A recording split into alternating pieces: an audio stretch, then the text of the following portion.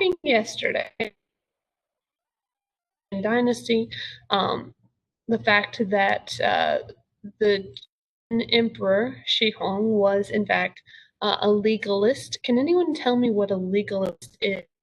Legalism is?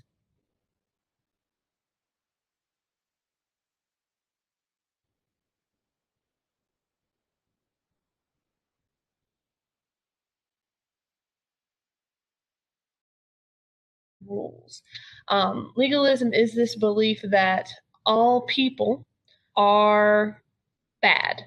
And so require a strict government with strict rules and laws to keep them in line.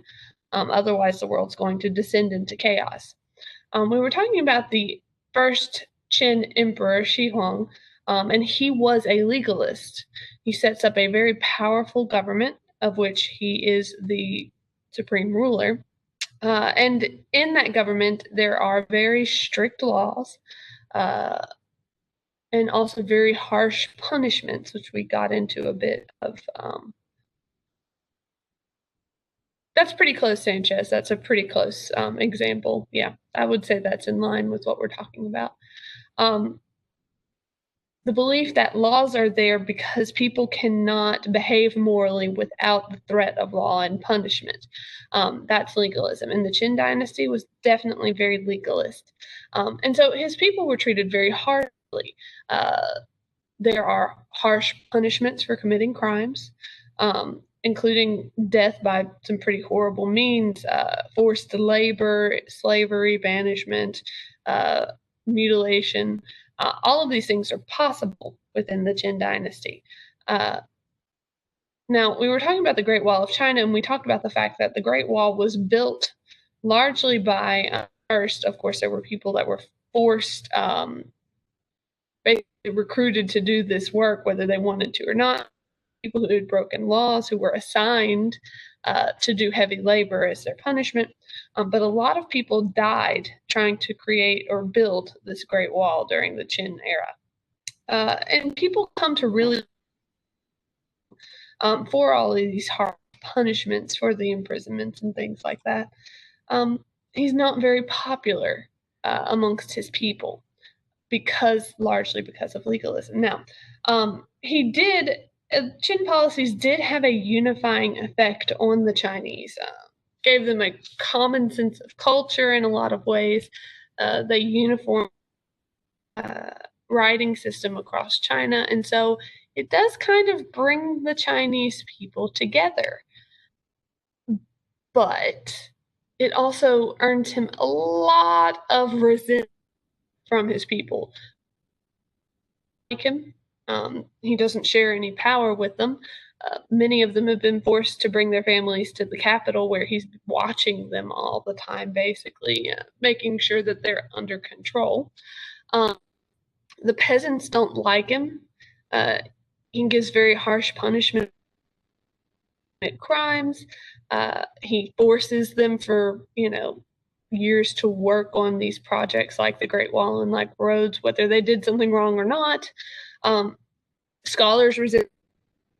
He is limiting their access to information. He burned a lot of books that had ideas that were contrary to legalism, and then buried alive 460 scholars who disagreed with that, making his point very clear. You don't get to challenge Shi Huang. And so the people hate him. He dies in 210 BC. His son, one of his younger sons, actually usurps the throne, and we believe he murdered his brothers in order to take control, and also murdered the concubines of his father in case any of them might give birth to a son that would challenge him later.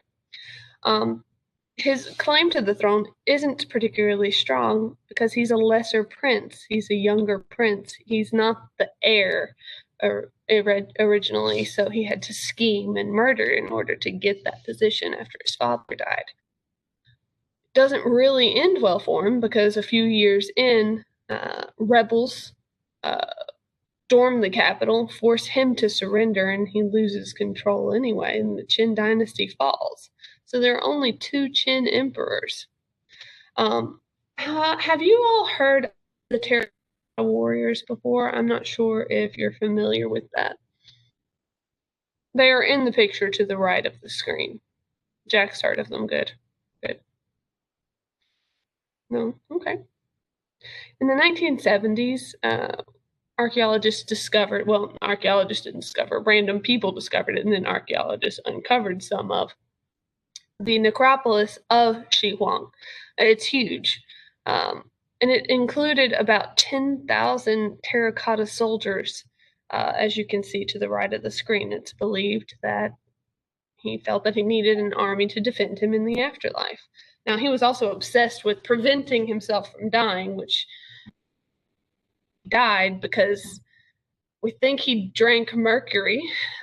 He had alchemists making elixirs of life, trying to extend his life, and it's pretty likely that he accidentally poisoned himself, and that's why he died. So he was pretty death in the afterlife and preventing that. But he had a huge necropolis and soldiers made just in case he did have to go to the afterlife. Now, we say a lot of things about Shi Huang, but unlike some previous rulers in where he did not sacrifice 10,000 soldiers to take with him to the afterlife. So at least he had them built out of terracotta instead of murdering a bunch of people to bring with him.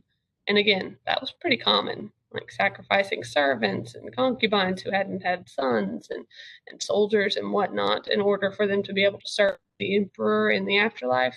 That was a thing that happened. So he did not do that. And thank goodness for small mercies, I guess. Each of the terracotta soldiers, by the way, is an individual. It's possible that they're all planned or based on an actual person that was alive at the time. We don't really know for sure, but they all have individual characteristics and features, so that's kind of in. Anyway, after the death of Shi Huang, the dynasty doesn't last very long and it falls into disarray once again.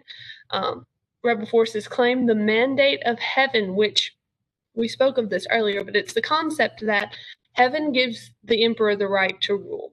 And if he is unfit, if he is not strong enough, good enough, he doesn't do well by his people, then heaven has the right to pass that on to some other person. And so the rebel forces claimed that Shi Huang or Shi Huang's son had lost to the mandate of heaven and that they now had it. And we will see the rise of a new dynasty, the Han Dynasty, which we're going to go into more detail on tomorrow. That's going to be the end of our discussion for today. Does anyone have any questions?